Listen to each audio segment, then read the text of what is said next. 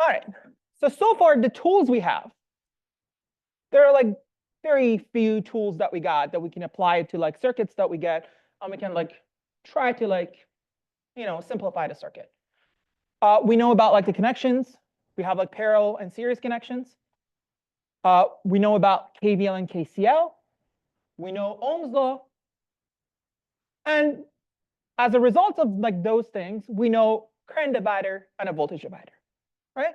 A voltage divider is a single loop that has like a voltage source followed by two resistors back to back. And we know exactly voltage across each resistance is proportional to the value of that resistance. Current divider is a single node circuit that is basically a current source followed by two resistors in parallel. And we know current through each resistance is proportional to the value of the other resistance, right? So let's use like these basically tools that we got and try to like solve circuits. Okay, so I'm going to start off by like doing like a very simple circuit, and then we're going to work our way up to like a little like more difficult ones. Okay. Any question before I get started? Is like whatever we talked about so far makes sense? Yes? All right. So let's just say I'm given a circuit that looks like this. Example. I have a independent source, voltage source with the value 2 volts, followed by a 3K resistance. Again, I'm dropping the unit ohms, but we know it's like 3K ohms. And again, it's followed by another source, but this time this source is dependent. And again, it's followed by another resistance with value 5K. Let's just say the value of like the source, which is a voltage source, is controlled by current, right? So let's just say the value here is like 22,000 IS. And let's just assume IS is current through this resistance, right? And the question is asking me what is V out, which is voltage across 5K. Okay, it's a very simple circuit. It's just a single loop. Everything's very clear. So to solve a circuit like this, what is our approach? What do we do? Well, there is a simple, very simple like approach, as we did like in the past lecture.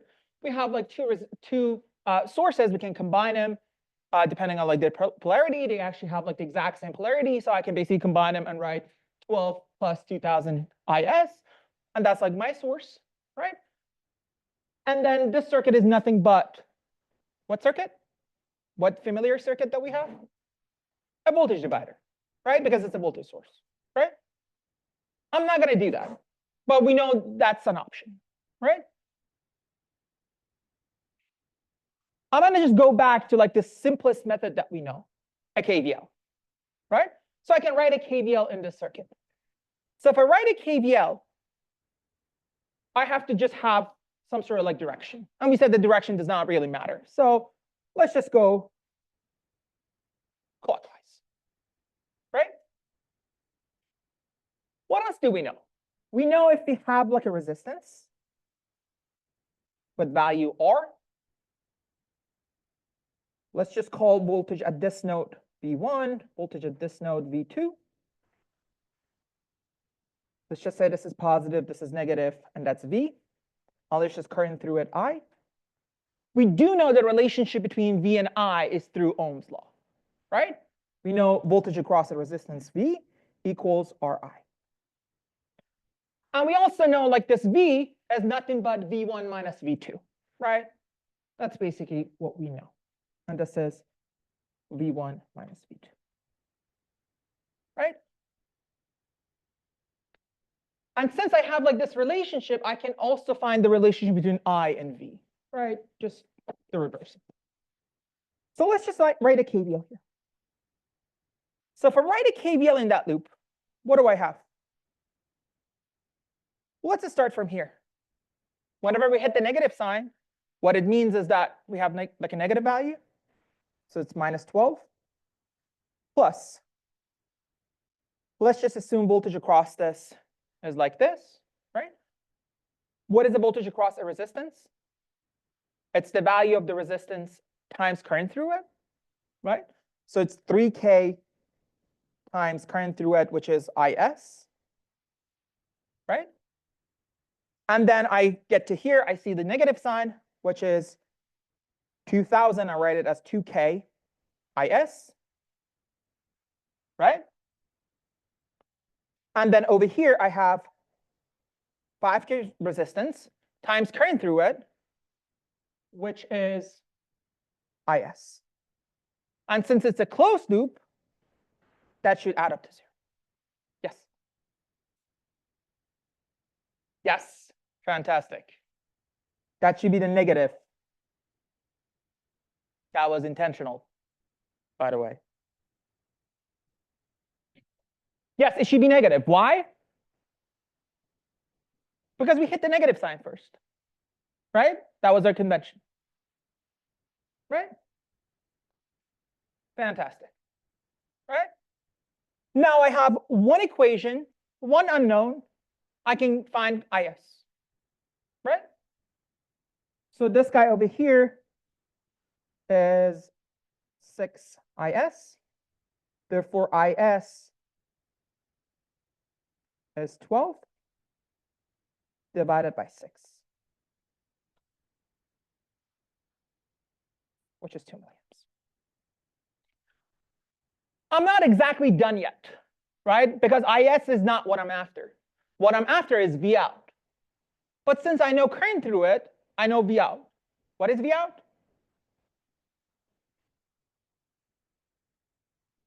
Yeah, it's just this 2 milliamps times 5K, right? V out is 5K times 2 milliamps, which is 10 volts. Remember, this K cancels this milli, right? K is 10 to the power of 3. Milli is 10 to the power of minus 3. So they cancel. So the unit here is volts. Very simple. Keep that in mind. Whenever we're writing a KVL, we said if we have like a closed loop, if I add up all the voltages, that should add up to 0. But what if I asked you to find voltage from here to here? How do we do this? Well, one simple way is just say, oh, voltage across those two is the same as this one, voltage across this and voltage across this, right? It's one simple way. But not always circuits are as easy, right? So how do we find V between A and B?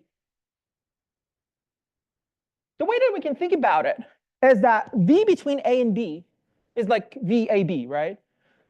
So we can assume an imaginary closed loop over here with like value VAB and write the KVL there, right?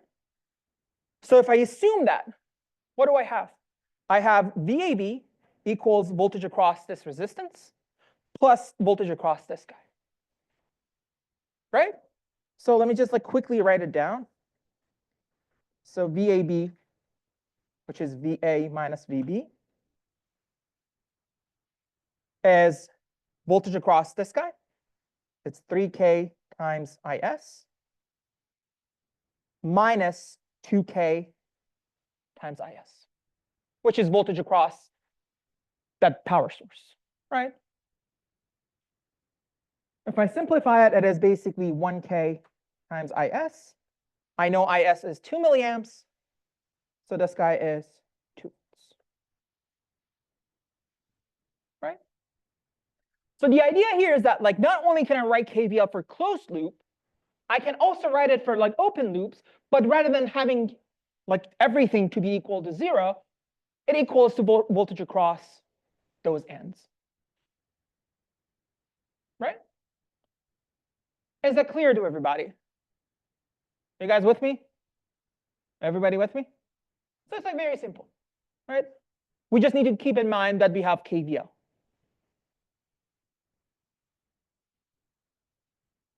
Let's just make it a little more interesting. I mean, this is a super simple circuit. right? Let's just say my circuit looks like this. Example.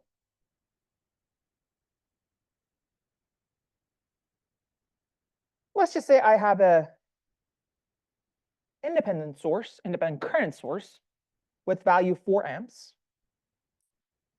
It is followed by a bunch of resistors that are connected like this. Let's just say the value here is 6 ohms, the value here is 3 ohms. And I have like another one, which is 3 ohms here. This is another one, which is like 6 ohms. And then it's followed by 2 resistors. Let's just say this is 1 ohm, this is 2 ohm. And let's just say I have another source, but this time this is independent current source with value 2 times Ix. And since the value of this source is 2Ix, I have to tell you exactly like what Ix is. And let's just say this is Ix. Current through this 3 ohm resistance. And the question is, find the out.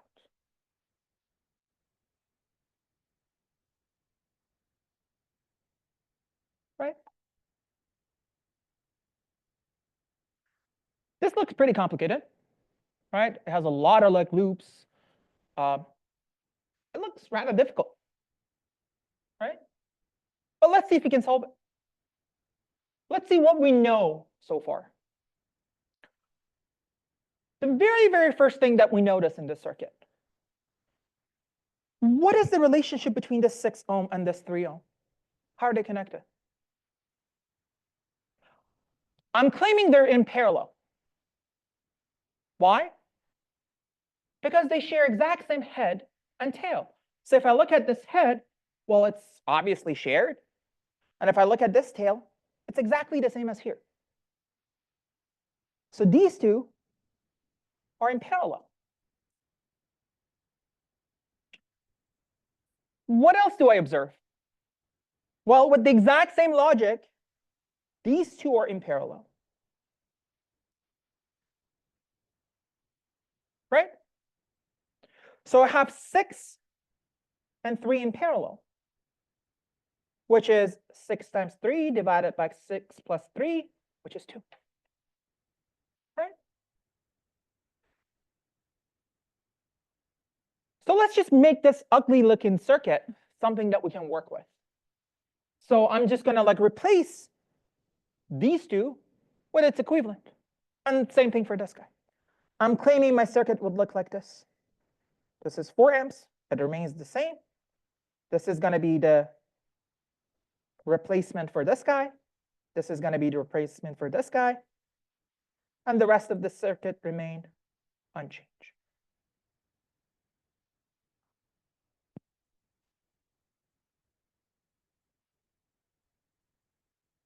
A few things. The very, very first thing is that how do I know I have to like put these two over here?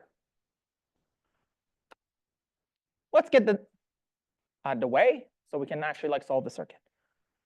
Let's see what happens. This 6 and 3, they're located here. Basically, the head of it is right here. So the head is right here. The tail is somewhere in the middle. So it's right here. How about this guy down here? This guy is connected to this middle node that we have.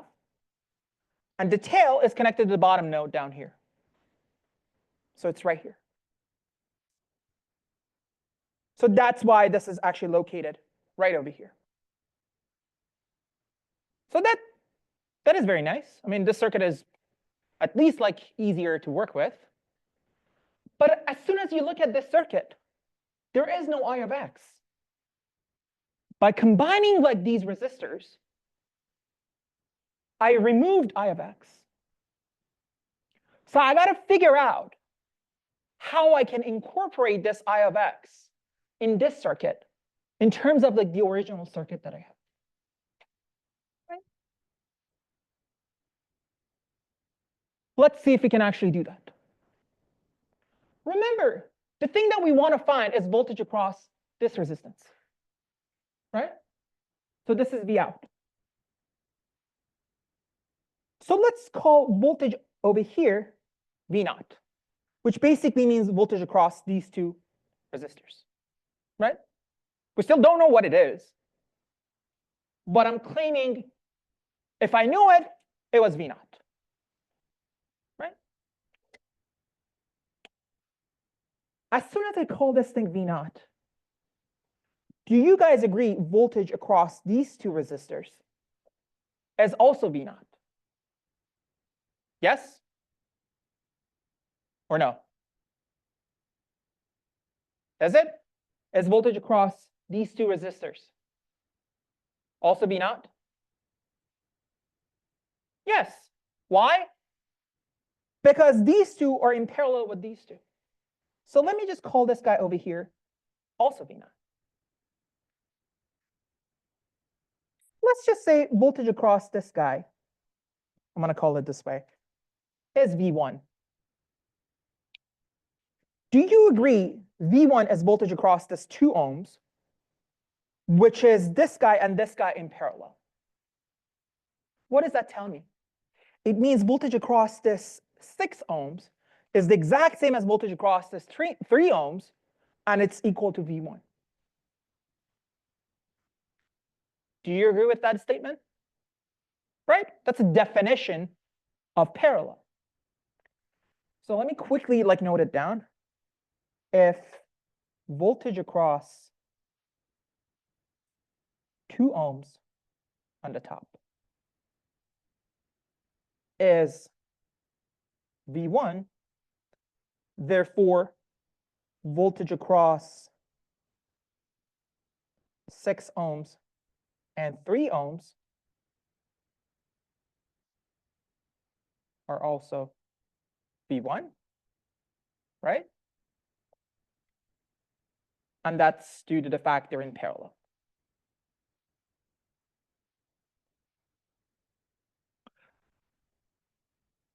But here's the thing. What is the relationship between this V1 and V naught? What is the type of circuit that we have over there? Let me rephrase. I know voltage across these two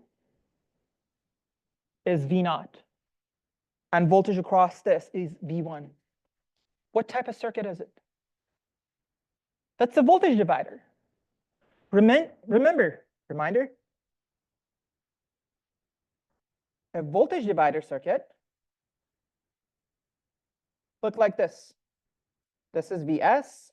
I have 2 resistors in series. And if I wanted to find voltage across R1, that was R1 divided by R1 plus R2 times Vs. What this circuit tells me is that voltage across R1 and R2 is Vs, right? And it's exactly the same as this guy. What I'm telling you is that voltage across these two is V naught. What is V1? Well, I can use this formula, right? So if I want to compute it, what do I have? I know V1 is 2 divided by 2 plus 2 times V naught, which is V naught over 2, right? And it should make sense to us, right? Because if voltage across both of them is V naught, since both got the exact same value of the resistance, right? So voltage should be divided equally between those two. And that's exactly what this formula tells us, right? Now I know V1. What was V1? V1 was voltage across that 2 ohms equivalent resistance, which we said that should be the exact same as voltage across this and exact same as voltage across this, right? So this is voltage across 3 ohm on the top. What is I of x then? I know voltage across it. I know current through it then, right? So I know Ix is V1 divided by 3, right? That's basically Ohm's law. This is Ohm's law, right? So if I rewrite this, that's V naught over 2 divided by 3. So it's V naught over 6, right? So far, you guys with me? By this definition, by finding Ix in terms of V naught, I no longer need to go back to the original circuit to account for 2Ix, right? Because I know 2Ix, the value of that dependent current source, is 2 times this guy. And everything is in terms of V naught. So I can throw out the original circuit and work with the equivalent. So let's just see how we can work with it. Look at this guy. Let's just assume the current over here is going down and the current over here is also going down, right? If I write a KCL at this top node, what do I have? Whatever current that's going in should be the same as whatever current that's going out. So KCL at top node tells us 4 is going in, so I have 4. 2Ix is going in, plus 2Ix. That should be the same amount as whatever current that's going out. Let's just call this I and I prime, right? So this is basically I plus I prime.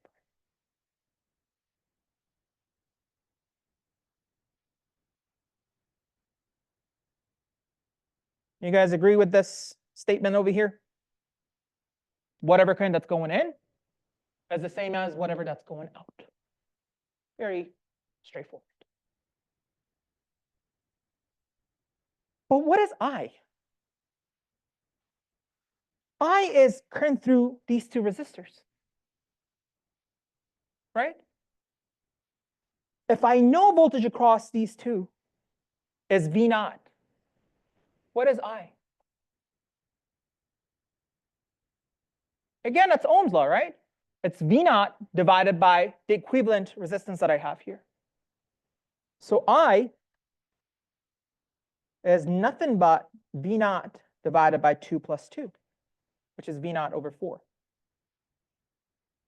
right? How about I prime? Again, I know voltage across this guy is V naught. Therefore, I can compute I prime. What is it? It's V naught divided by the equivalent resistance there, which is 1 plus 2, right? So it's V naught divided by 1 plus 2, which is V naught over 3, right? And again, I wrote these only using Ohm's law.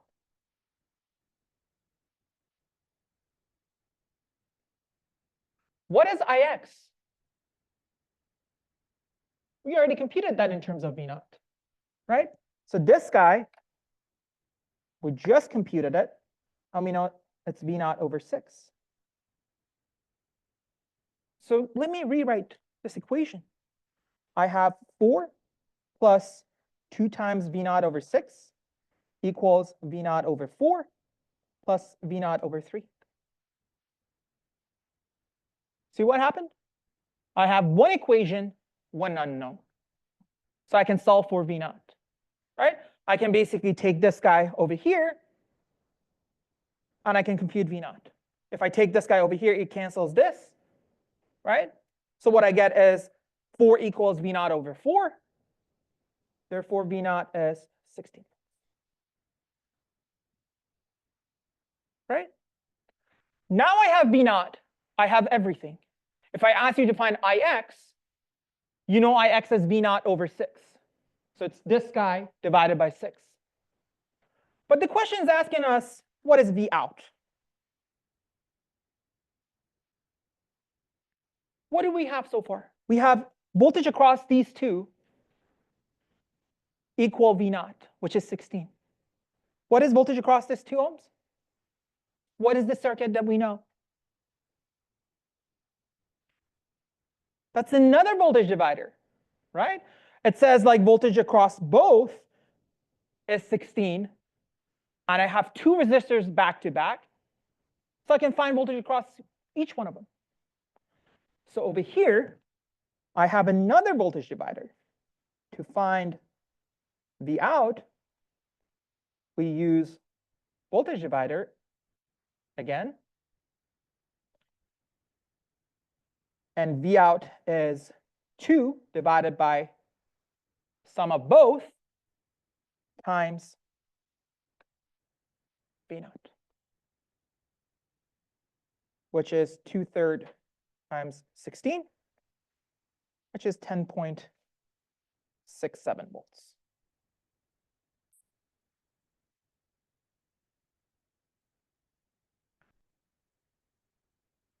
And just move it up a little. Is that clear? How I got this? Again, that's another voltage divider. Right?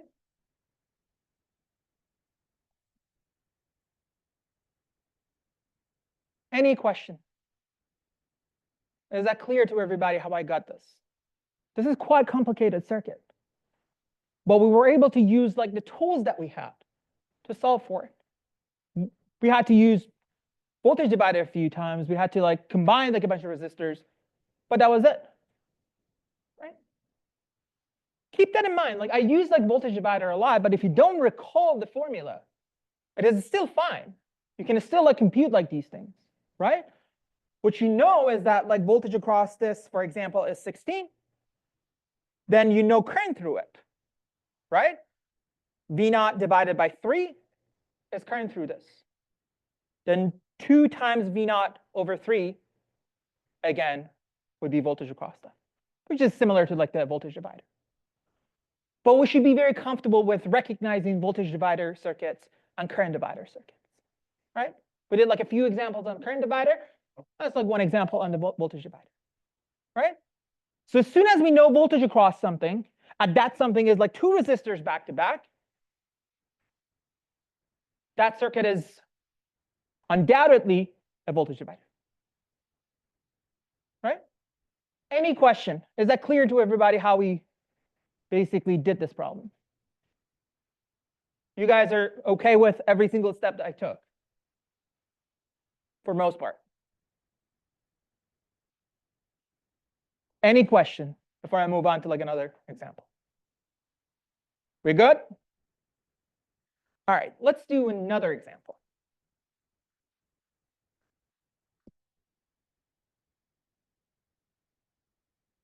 Let's just say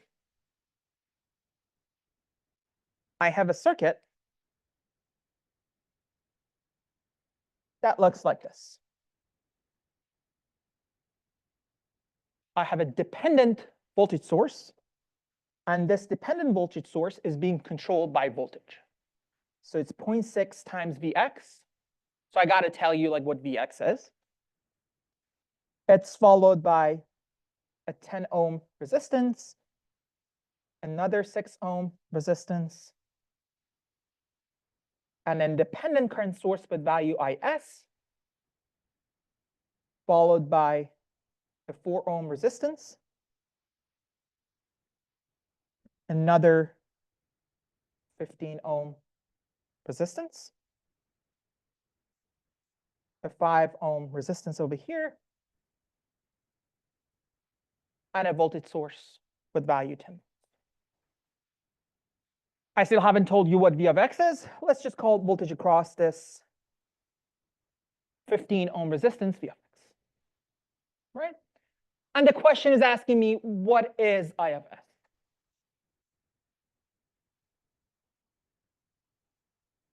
If I give you this problem, it is a little hard to solve it. Well, it's impossible because we have like too many unknowns. So I have to give you a little more information. And the information I'm giving you is that if I look at that 10 volts power source, basically like voltage source, power absorbed by that source is 40 watts. So we know power absorbed by 10 volt source is 40 watts.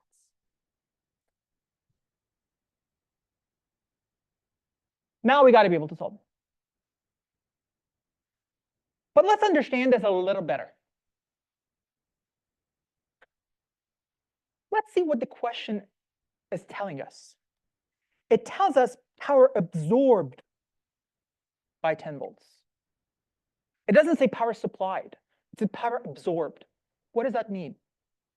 It means power is positive. So how can I make the power across that, basically dissipated by that 10 volts, positive? I have to have a current that's going to the positive side of that source.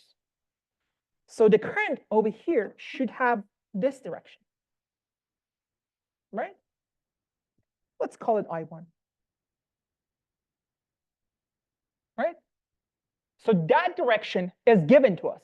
Unlike other directions that we can choose and it's up to us, that direction is given to us, right? What is the value of I1 though? It's very easy, right? P equals VI. So I can find I1. So I know P equals VI. Therefore, I1 is 40 watts divided by this V, which is 4. Right? I know that. What is Vx? I can compute Vx, right? Can I? Yeah, just write a KVL over there. Right? If I write a KVL in this loop, I can find Vx. Right? Which basically tells me Vx is voltage across this plus this. Right? So writing a KVL, we know Vx is 5 ohms times I1 plus 10 volts. Right? It's voltage across this plus voltage across this. Right? What is I1? We already computed it. It's 4. I can plug it in here. It's 5 times 4 plus 10. That is 30. Right? So I know Vx. As soon as I know Vx, what else do I know? I know current through that. Right? I know voltage across here is Vx, and the value is 30. Therefore, I know exactly like what current through this guy is. Right? Let's call that current I2. What is I2? What is it? It's voltage across it divided by the value of the resistance. Right? So it's Vx divided by 15, which is 30 divided by 15. That is 2 ohms. Right? So far, you guys with me? Yes? No? All right, yes. This one, this is just Ohm's law, right? This is Ohm's law.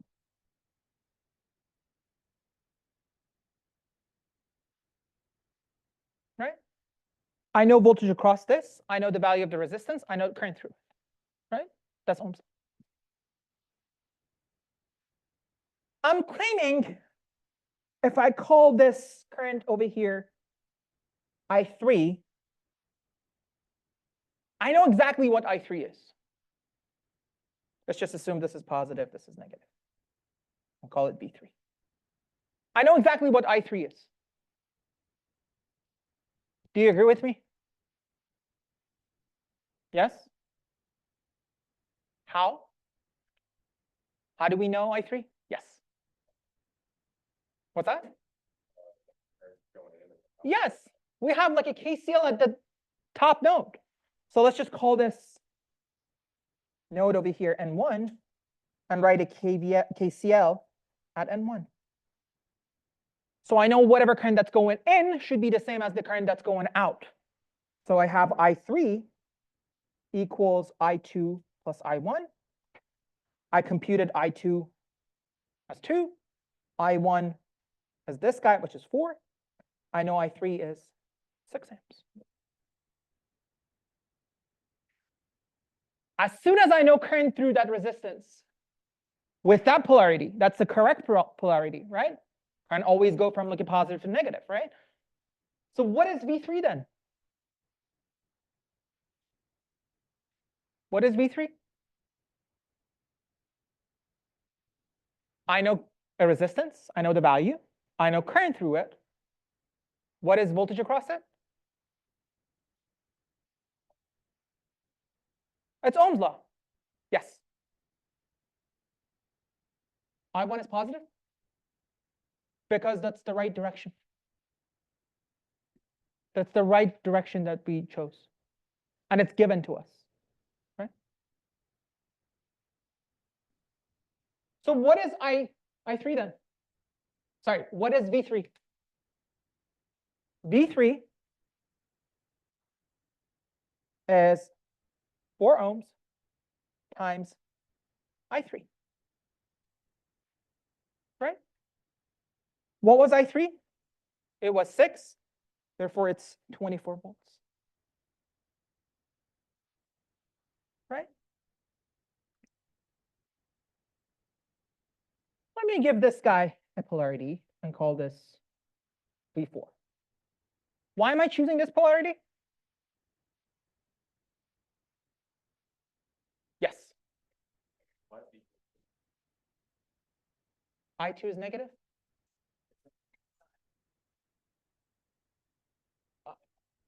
I2 is like 13 over 50. KCL. I thought that was I3 minus I2.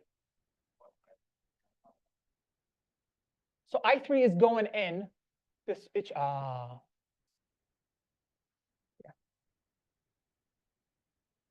Better? Okay, cool. All right. So let's go back to our V4. Why did I choose that polarity?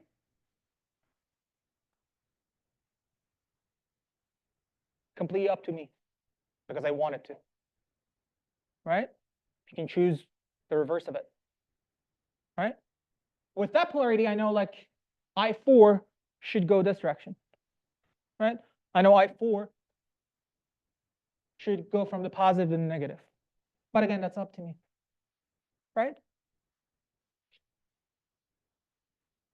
So what I'm claiming here is that I can simply find V4. Can I? Can I find V4?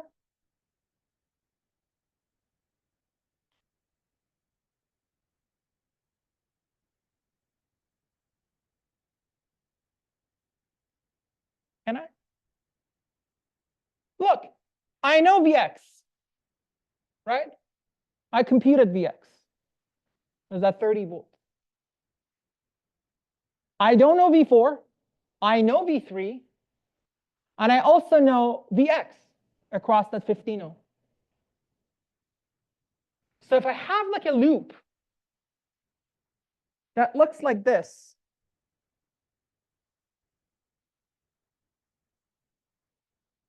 and I write a KVL, do you think I can find V4? I can, right? That's the only unknown. This time I chose the direction to be counterclockwise. Again, up to me. You like clockwise? Go ahead. It does not change anything. So let's try the KVL and see what we got. writing KVL for big loop. Let's start from here. What do I have? I have minus Vx minus V3 plus V4, right? Plus 0.6 Vx, and I got nothing else, so I close the loop, and that should be zero. Right? You with me? Just the KVL for this big loop that you cannot see. Right? Do you agree with me? Just added up all the voltages. If I hit the negative sign, that was negative. Hit the positive side, it was positive. I know everything here. So I can find V4 to be Vx minus 0.6 Vx plus V3. This is 0.4 Vx. I know Vx is 30. I know V3 is 24. I can plug it in here, and it turns out V4 is 36. Right? Now I have this V4. Right? Let's call this current here I4. Remember, we always go from the positive to negative. So that should be the right direction. Right? If I call it I4, do I know what that I4 is?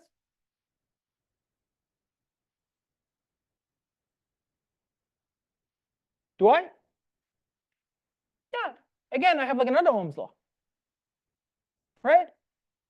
So I4 is V4 divided by 6, which is Ohm's law, which is 36 divided by 6, which is 6 amps. I'm claiming I'm done. I know exactly what IS is.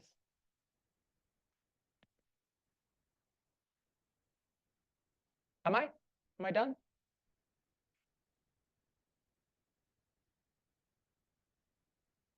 I'm claiming in one step I can find IS. Right? I just need to write a KCL at this node. Let's just call it node 2. So writing a KCL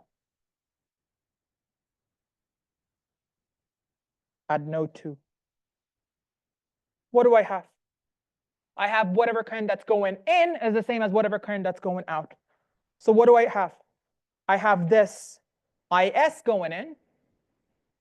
So IS. Do I have anything else that's going in? No. So equals to whatever that's going out. I have I4 and I3 equals I3 plus I4. I know every single one of them. I3, I computed it over here at 6 amp. I4, I just computed it. It's another 6. Therefore, it is 12 amps. Right? Is that clear how we solve this? What's very important here is the fact that when it said the power was absorbed, that dictated what the direction is. So we know exactly like the direction of the current over here must be downwards. Right? The rest is completely up to us. We can decide like whatever direction we want. Right? But as a rule of thumb, we know if we have like a resistance, if this side is positive, this side is negative, the positive direction of the current should go from the positive side to the negative side. But again, the rest is up to us. We can choose whatever direction we want, as long as we stick to that direction, and in the middle of our calculations, we all of a sudden don't decide that, oh, we don't like it, let's just flip them. As long as we don't do that, it doesn't really matter because there is no polarity for resistance, right? And as you can see, all I used was KVL and KCL, right? But I chose where to write the KVL, where to write the KCL. And it comes with practice. So if you do like the second assignment, you're going to do a lot of these things. But like the whole idea behind it is exactly like this. Okay? So what we learned today is that the bag of tools that we have is enough. It can solve any circuit. It is difficult, sure, but it is doable. Second thing we learned is that if you have like a dependent source is exactly like an independent source, but its value depends on like something else in the circuit. So for simplifying the circuit down, and we're basically removing whatever the source depends on, we have to like go back and make sure the new circuit, the equivalent circuit, accounts for whatever we removed. Okay? Any question? Yes. So if you remove that source, but you kept IS as the current through there, would you arrive at the same answer? What should I remove? Sorry. So instead of having the current source, right? Yes. Remove it, but then the same place, all that IS, right? Yes. Yes. Yes. Yes. Yes. Yes. What difference is that adding that current source? Well, the thing is, like, if I actually have like it's a very good question. Listen up. If I remove that by a wire, what I'm saying is there is a short circuit over there. It means voltage across that would be 0. Right? So I'm basically changing all the equations. That was a very good question. If I remove IS and just replace it by a wire, it's not going to be the same thing. What I'm doing here, I'm shorting out that portion. And if you remember, we talked about it. If you have like a short circuit, what it means is that there is a wire and voltage across it is 0. Right? If I decided to remove IS and leave it open, what are we doing? We're open circuiting. There is still voltage across those 2 points, but current through it is 0. And that's what we call open circuit. Right? So we have to like do all these things that we did from scratch because that's a new circuit. Okay? So there is a difference between like having a source there and having a wire there. Okay? Any other question? Thank you. Any other question? Yes.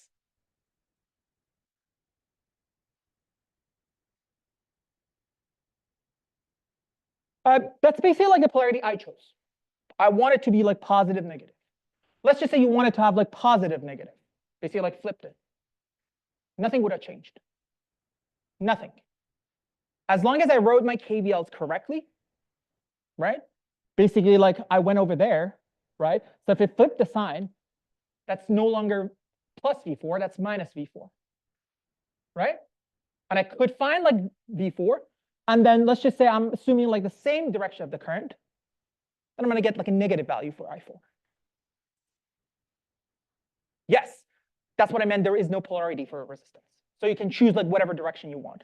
As long as you stick to that direction and solve the rest of the circuit with that direction, you should be fine. You're getting everything the same, and circuit itself makes up for whatever sign that is, right? So if I chose, like, for example, I4, rather than going from left to right, if I chose it right to left, the value of I4 would have been negative of this value, right? And that tells me exactly like, okay, the direction is not from this, like basically like right to left, and it's rather from left to right. So the circuit makes up for it, as long as we're writing our equations correctly. Any other question? So what we're going to be doing next lecture, we're going to talk about like another tool that we have. As I said, we're going to talk about like delta Y transformation. So if we have a circuit that looks like a delta, how we can just transform it to something that looks like a y and vice versa. And given that we're going to like solve a bunch of like circuits, and we're going to apply like the same method that we have. Any question? Is KVL and KCL and how we run it on a circuit clear to everybody? Yes? All right, I'll see you guys Wednesday.